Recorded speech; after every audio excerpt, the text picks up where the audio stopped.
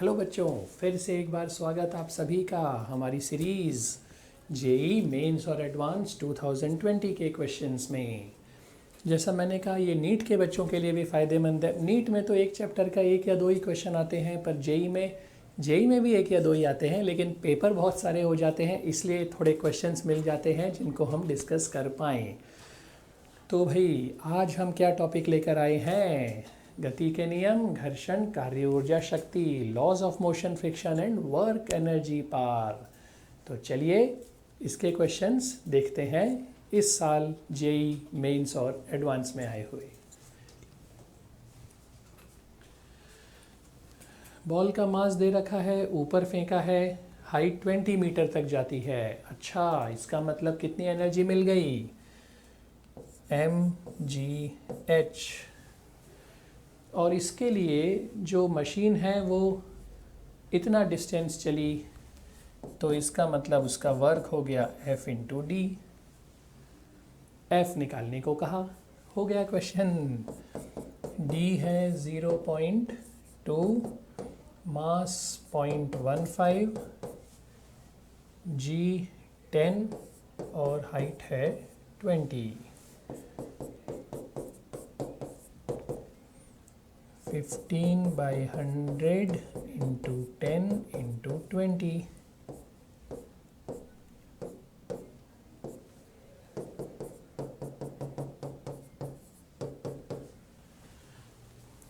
Force हो गया 120 Newton's, 150 Newton's. You velocity से फेंका है, एक प्रतिरोधी बल रेजिस्टिव फोर्स लग रहा है, तो परिणामी बल नेट फोर्स हो गया mg माइनस एम के वी स्क्वायर। m कॉमन लेके कैंसिल कर देते हैं। ऊपर फेंका है तो ये दोनों ही नीचे लग रहे हैं, यानी g प्लस के वी स्क्वायर, पर याद रखें ये रिटार्डेशन है। एक्सेलरेशन को लिखा हाइट के रूप में v dv by D x minus का है, क्योंकि रिटार्डेशन मंदन हो रहा है, बॉल ऊपर जा रही है, बल नीचे लग रहा है, force is acting downwards, ball is going upwards. चलो भाई, तो अब इस इक्वेशन को सॉल्व करें, इसको नीचे और dx को उधर भेज दें बच्चों।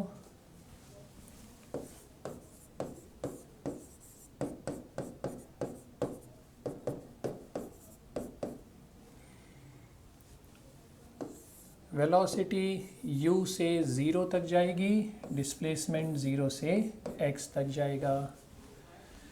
इसको कैसे सॉल्व करें?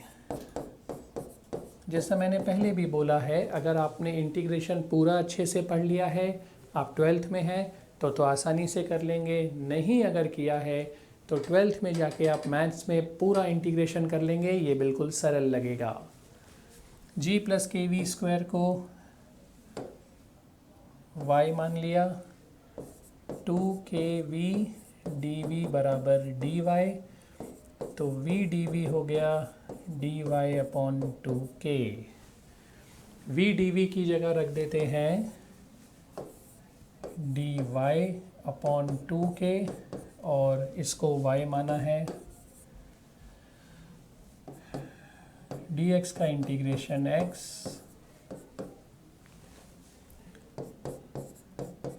इसका इंटीग्रेशन हो गया ln y,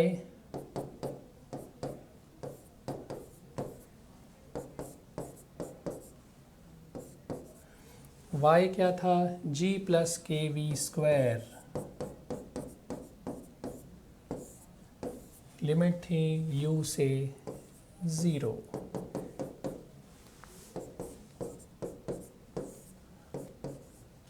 ज़ीरो रखने पर ln g, u रखने पर g प्लस के यू स्क्वायर। माइनस को इधर भेज देते हैं, इनका साइन उल्टा हो जाएगा, तो x आया भाई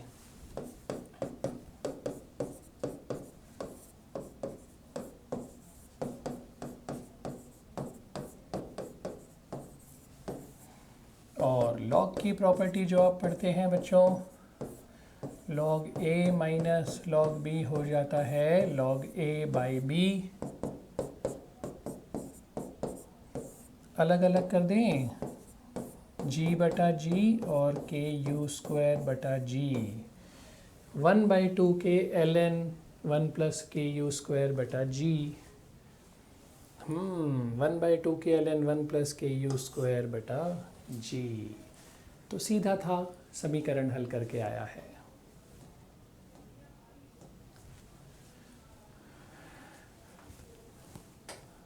फोर्स ये लग रहा है भाई, तो सबसे पहले फोर्स को लिख दिया बच्चों एम ए के वी वाई आई कैप के वी एक्स जे कैप। ए निकालना है, एम को नीचे ले आते हैं,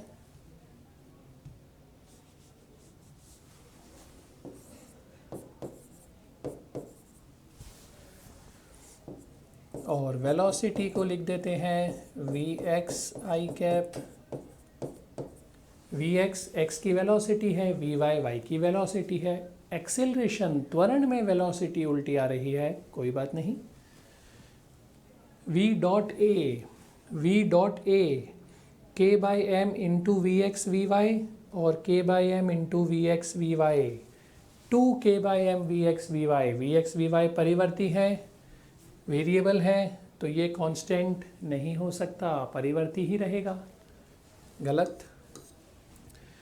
काइनेटिक एनर्जी इज कांस्टेंट। अरे जब वेलोसिटी बदलेगी तो काइनेटिक एनर्जी कैसे कांस्टेंट रहेगी? वी क्रॉस ए पता लगाते हैं। वी क्रॉस ए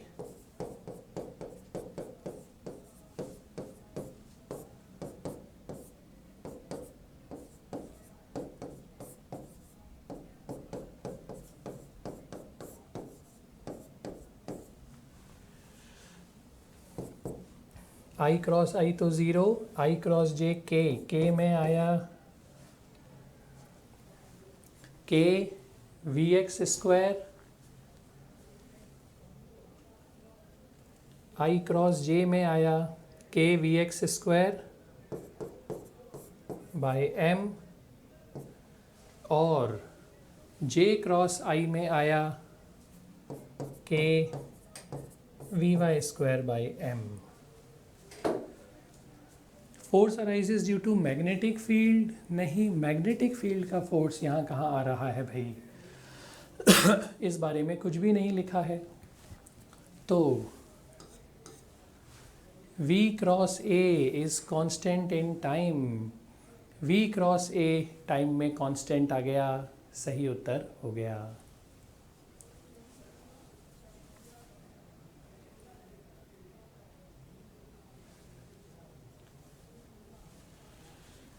फोर्स में एम ए लिख के एम नीचे लाए तो ये इक्वेशन बनी है, K by M V X J cap और K by M V Y I cap. ये वेलोसिटी है और ये एक्सेलरेशन है। क्रॉस प्रोडक्ट सदिश गुणनफल हमने यहाँ पर इनका लिया है। आई क्रॉस आई ज़ीरो हो गया, आई क्रॉस जे के होता है, के में ये आ गया है के कैप वी एक्स और के V x by M.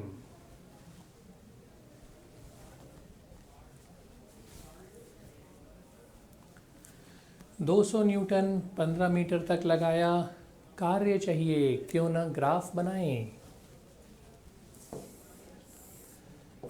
Displacement और फोर्स, सबसे आसानी से उत्तर आएगा भाई।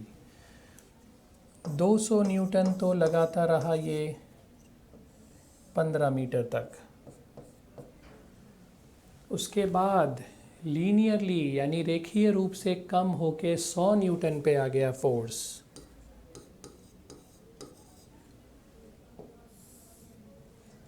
और ये है 30 मीटर। कार्य ज्ञात करना है, हो गया। इसका क्षेत्रफल दो भागों में बांट देते हैं भाई। एक आयत रेक्टेंगल 15 इंटू 200,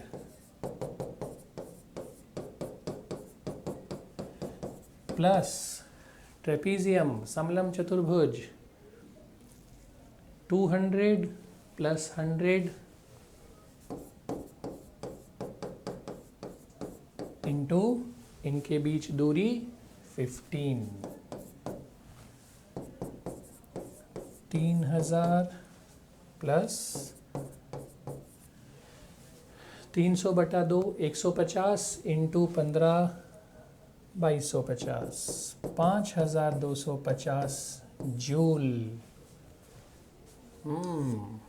तो इजी हो गया जैसे ही ग्राफ बना दिया हमने।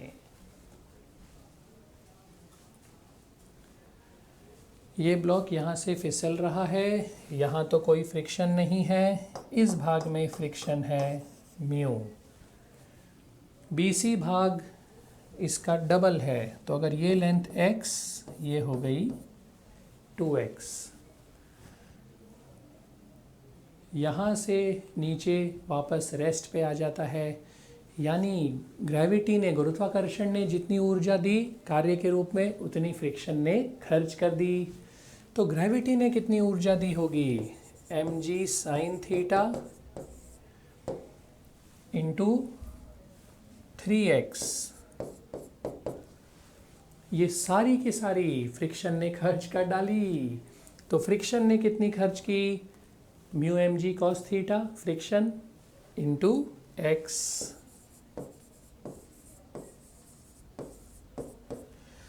यही तो फ़ायदा है ना ये क्वेश्चंस करने का, पीछे के चैप्टर के कंसेप्ट भी रिवाइज हो रहे हैं। हाँ, friction mu mg cos theta, mu n mg cos theta, friction mu mg cos theta.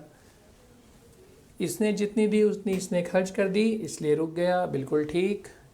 x काट देते हैं, mg काट देते हैं, 3 tan theta equal to mu. Question में है k tan थीटा, अतः k इक्वल टू 3 हो गया। k की वैल्यू आ गई 3, यही निकालनी थी।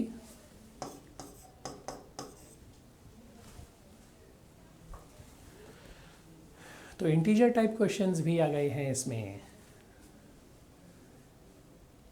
ब्लॉक v0 वेलोसिटी से ऊपर जाता है, v0 से, और यहाँ जाके रुक जाता है। मान लो x डिस्टेंस ट्रेवल किया, ज़रूरी नहीं है यहाँ तक जाए, चाहे यहाँ जाए, यहाँ जाए, यहाँ जाए, कहीं तक भी जाके रुक जाएगा, वो डिस्टेंस x मान लिया। तो 0 equal to V square minus 2 acceleration g sine theta plus mu ji cos theta, दोनों नीचे लग रहे हैं। V square is U square minus 2as, क्योंकि ये एक्सेलरेशन नहीं रिटार्डेशन है, त्वरण नहीं मंदन है। mg साइन थीटा भी नीचे लगा, म्यू mg कॉस थीटा भी नीचे लगा, ये आ गया आंसर। दूसरी बार 0 से शुरू होगा और यहाँ आने पे v0 मिलेगी, है ना भाई। दूसरी बार यही हुआ, x वापस चला ऊपर से नीचे, पर इस बार v0 ही मिल पाई है, v0/2 ही मिल पाई है। सो v0/2 का स्क्वायर 0 प्लस 2, नीचे एक्सेलरेशन है g साइन थीटा और ऊपर है friction minus mu G cos theta. Distance तो x ही ट्रेवल किया है दोनों बार। इसको इधर और इसको ये तो इधर ही है, इसको इधर भेज देते हैं। तो v0 स्क्वायर बराबर 2g sine theta plus mu जी cos theta into x। g common ले लेते हैं बाहर,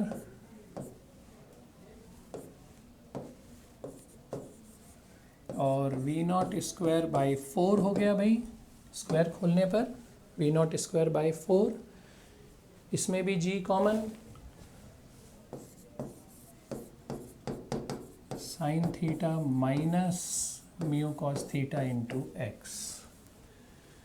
डिवाइड कर दो भाई, x कट गया, 2g भी कट गया, वी नॉट स्क्वायर भी कट गया, 4 ऊपर चला गया, sign theta plus mu cos theta, sine theta minus mu cos theta. अगर आपने मैथ्स में सी एन डी पढ़ा है, कंपोनेंटो डिविडेंडो, तो एक स्टेप में कर लो। नहीं पढ़ा है, वज्र गुणन क्रॉस मल्टीप्लाई कर देते हैं। 4 sine theta minus 4 mu cos theta,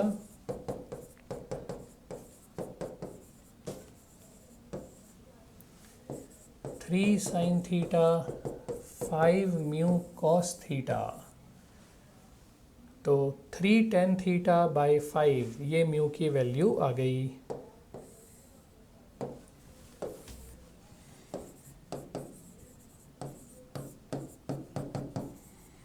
अब थीटा रखते हैं भाई, कितना दिया है थीटा, 30 डिग्री, tan 30 1/√3, √3/5 हो गया, 1000 से मल्टीप्लाई, 1000 से डिवाइड, क्योंकि आपको 1000 के रूप में ही चाहिए। कितना आ गया भाई,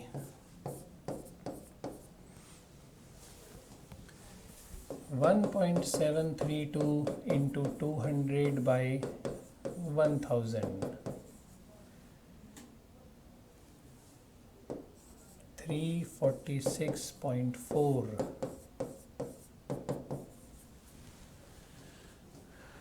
क्वेश्चन कह रहा है नियरेस्ट इंटीजर पूर्णांक 346.4 का पूर्णांक कितना है, 346, ये हमारा उत्तर हो गया।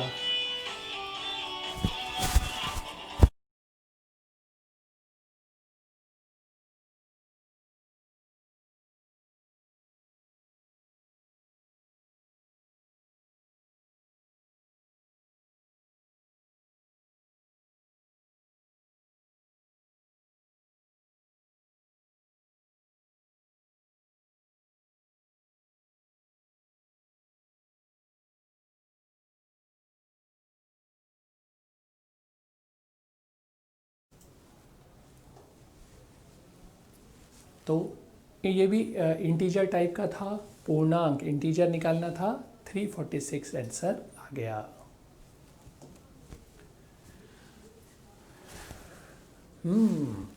देखें भाई, एक अर्ध गोले में है ये,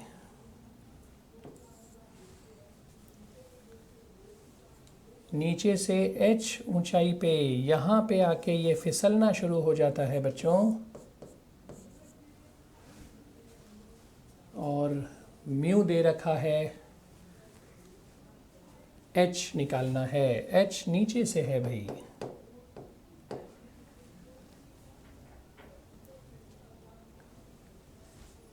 तल से h ऊंचाई पर, ये h दिया हुआ है बच्चों।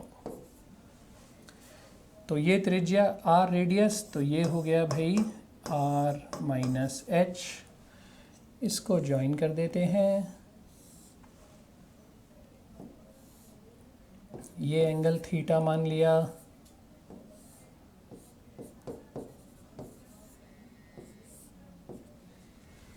तो अगर इसको थीटा मान लिया तो क्या होगा,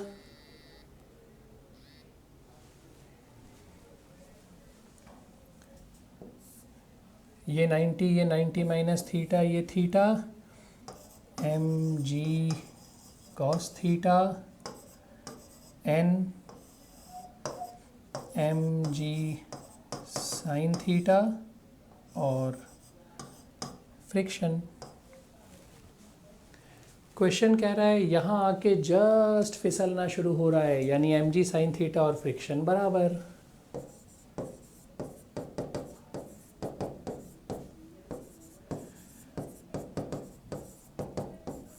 mu mg cos theta tan theta बराबर म्यू, म्यू कितना दे रखा है भाई, 0.75, यानी 3/4, ओ, ये मान तो आपको पता है, टेन थीटा 3/4 यानी 37 डिग्री होता है। आ गया ये मान, जल्दी से रखते हैं अब। r-h, और ये दूरी है r त्रिज्या, ये थीटा, ये 90 माइनस थीटा, ये हो गया थीटा। तो cos थीटा बराबर r-h/r।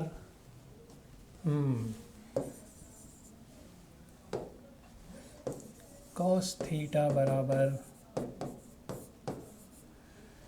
cos 37 4/5 r/r1 minus h/r।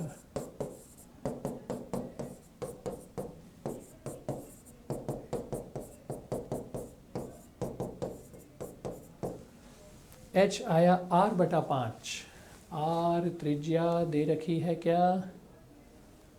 हाँ, 1 मीटर रेडियस।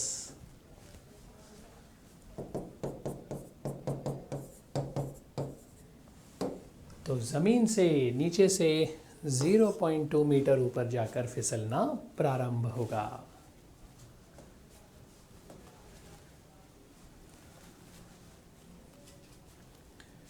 इंजन की शक्ति यानी पावर कांस्टेंट है 9 सेकंड बाद। 9 सेकंड में कितनी हो गई शक्ति, जल्दी से देख लेते हैं भाई। 9 सेकंड बाद शक्ति कितनी प्राप्त हुई, उससे पता चल जाएगी ऊर्जा।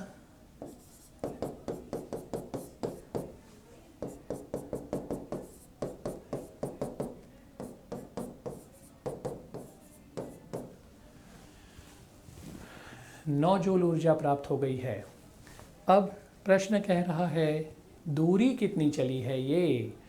तो दूरी ऐसे कैसे निकालें भाई, हम क्यों ना 30 सेकंड में कर दें इसको।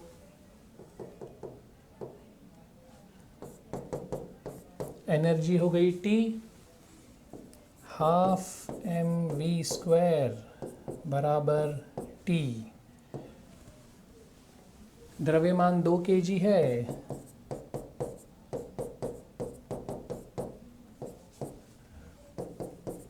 v आ गया बच्चों √T। बस अब v को रख दें, dx/dt आ जाएगा उत्तर।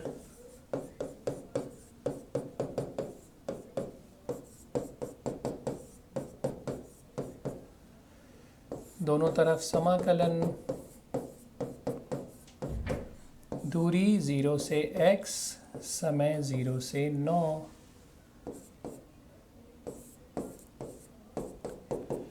√T मतलब t की घात 1/2 का समाकलन t की घात 3/2 अपॉन 3/2। रख दें भाई सीमाएं। 9 की घात 3/2 अपॉन 3/2 माइनस 0। 9 की घात 3/2, 9 का 1/2 हो गया 3 की घात 3, 2 ऊपर चला गया, 3 नीचे आ गया।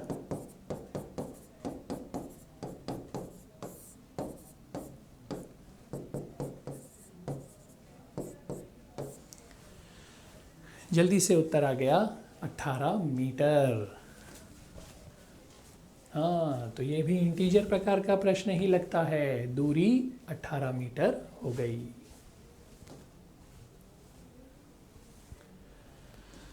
देखो हमने जल्दी कैसे किया, शक्ति इंटू समय लिख दिया ऊर्जा को, और ½ mv² ऊर्जा प्राप्त होगी। इससे v और t में सीधे संबंध आ गया, जिससे x और t में संबंध निकल गया। अरे वाह, ये बड़ा अच्छा प्रश्न आया था, थोड़ा सा सोचने वाला लेकिन आसान था। और देखें कैसे करना है। इसमें बल भी है और घूर्णन का भी कंसेप्ट लग रहा है, पर हमने बल में डाला क्योंकि घर्षण का भी कंसेप्ट आया है। तो क्या कह रहा है प्रश्न? प्रश्न कह रहा है कि शुरू में हमने एक उंगली यहाँ रखी है भाई 0 पे, और एक 90 सेंटीमीटर पे रखी है उंगली। तो इनके अभिलंब प्रतिक्रिया बल लग रहे होंगे। अब इस वाली उंगली को तो हम इधर चला रहे हैं, इसको यहीं रख रहे हैं। तो इस पे लग रहा होगा गतिक घर्षण और इस पे लग रहा होगा स्थैतिक, है ना। तो थोड़ी देर बाद बच्चों ये यहाँ पे आके रुक गया, ये तो है इसका केंद्र। मान लो यहाँ पे आके रुक जाता है और ये तो यहीं पे रहता है स्थिर। इसको N2 नाम दे दिया, इसको N1 नाम दे दिया। ये चल रहा है, ये स्थिर। तो छड़ पे घर्षण कितना लग रहा है, इसमें तो चल रहा है तो म्यू के N1 और ये स्थिर है म्यू एस N2। ठीक है। अब म्यू के कितना दे रखा है भाई, म्यू के की वैल्यू दे रखी है 0.32, म्यू एस दे रखा है 0.4। 8 से कैंसिल कर दें इसको, 32N1/100, 40N2/100।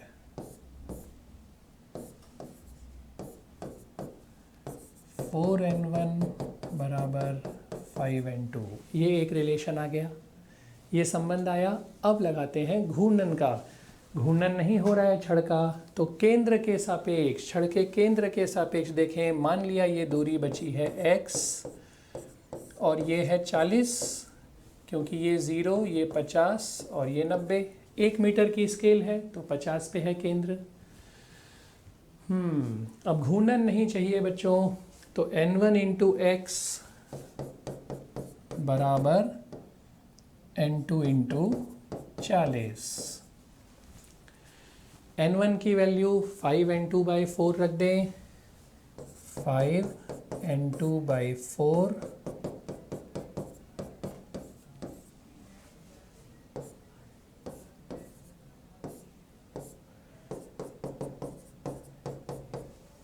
तो बाईं उंगली कहाँ जाके रुकी, केंद्र से 32 सेंटीमीटर की दूरी पे रुक जाएगी। सब सेंटीमीटर में ही है बच्चों। तो बाईं उंगली केंद्र से 32 पे जाके रुक गई। अब प्रश्न कह रहा है दाईं उंगली ने चलना शुरू किया। अब उसकी बात करते हैं। अब क्या स्थिति बनी है देखिए, ये छड़ का केंद्र है, बाईं उंगली यहाँ जाके रुक गई है।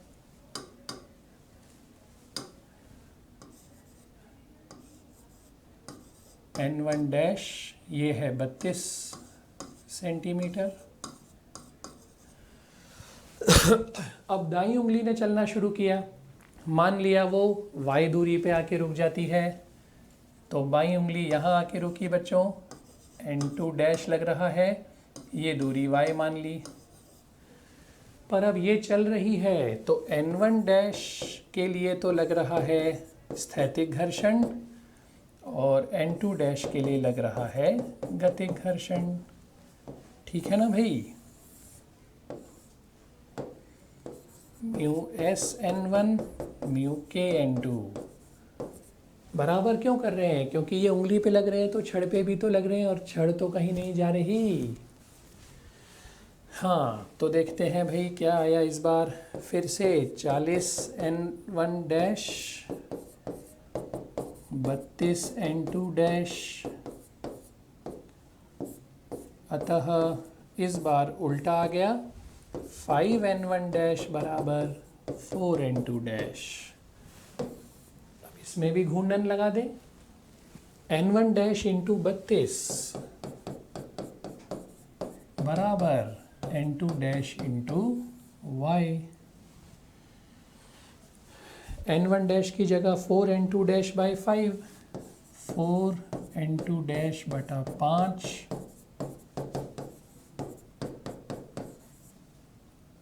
N2 डैश कट गया, 128 बटा 5,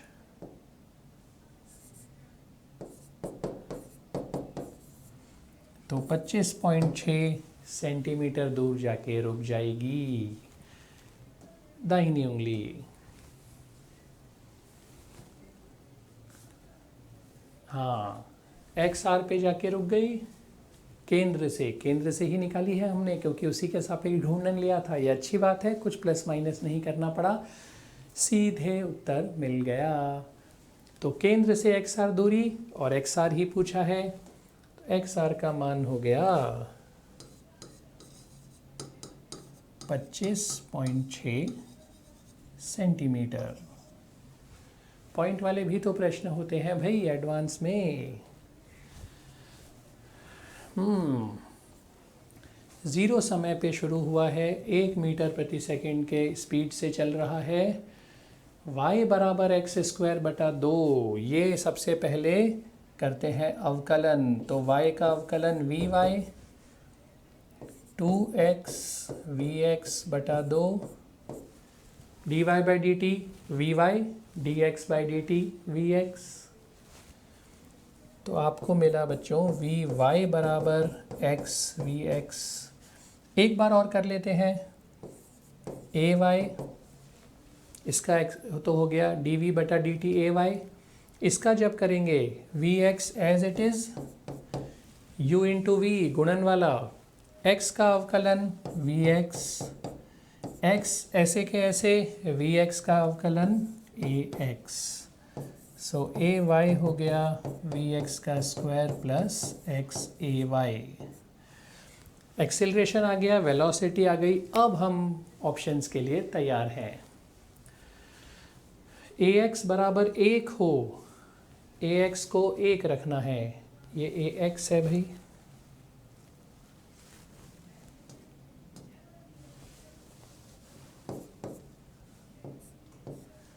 हाँ बच्चों, जब ए एक्स का मान 1 होगा, इसको 1 रख दें, तो ओरिजिन मूल बिंदु पे जब होगा x 0, तो ए वाई बराबर वी एक्स स्क्वायर।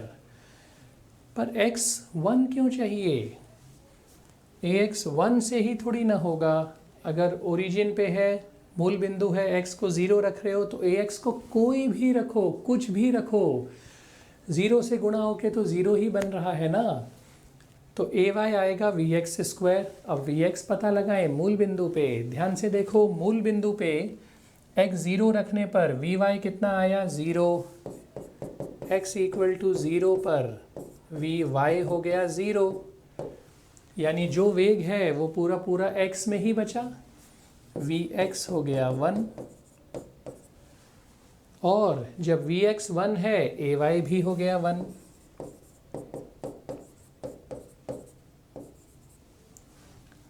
तो एक तरह से तो ये चीज़ सही है कि ए वाई 1 तो आया, पर ये कह रहा है बच्चों कि ए एक्स इक्वल टू 1 होने पर ये हो रहा है, यानी ए वाई 1 आएगा तो ए एक्स 1 होना चाहिए।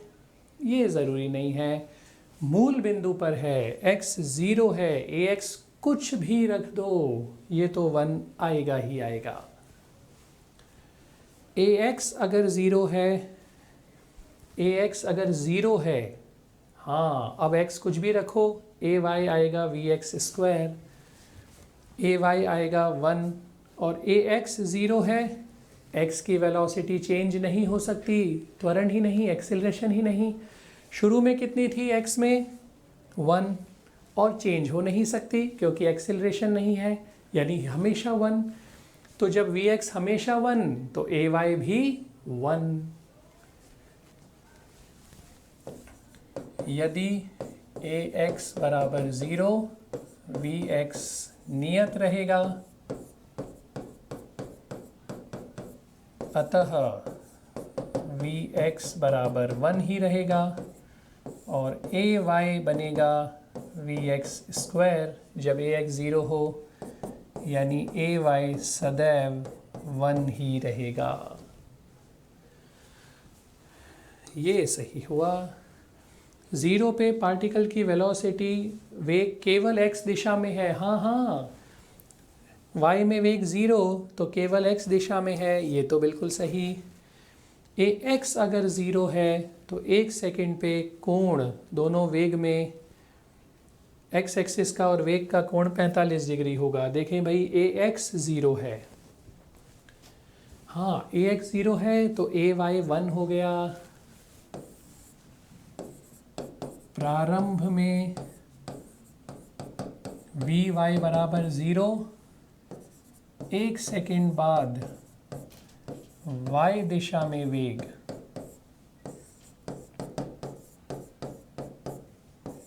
वी वाई डैश बराबर 0 प्लस त्वरण 1 है,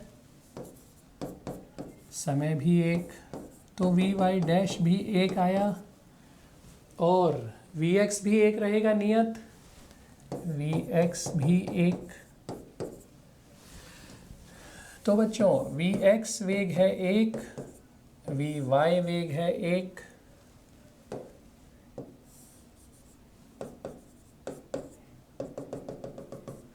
अतः परिणामी वेग v का x अक्ष से कोण थीटा हो tan थीटा बराबर वी वाई डैश 1/1, थीटा बराबर 45 डिग्री आ गया।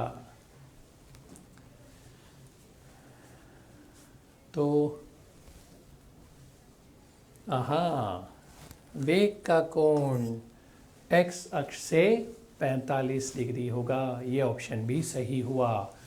फर्स्ट ऑप्शन भी मान तो आ रहा है, पर ये नहीं कह सकते कि ax 1 होने पर ही ऐसा होगा। मूल बिंदु पे तो ax कुछ भी रख दो तो भी ऐसा होगा, 1 के लिए भी होगा पर केवल 1 के लिए नहीं होगा, इसलिए हमने ये नहीं टिक किया है।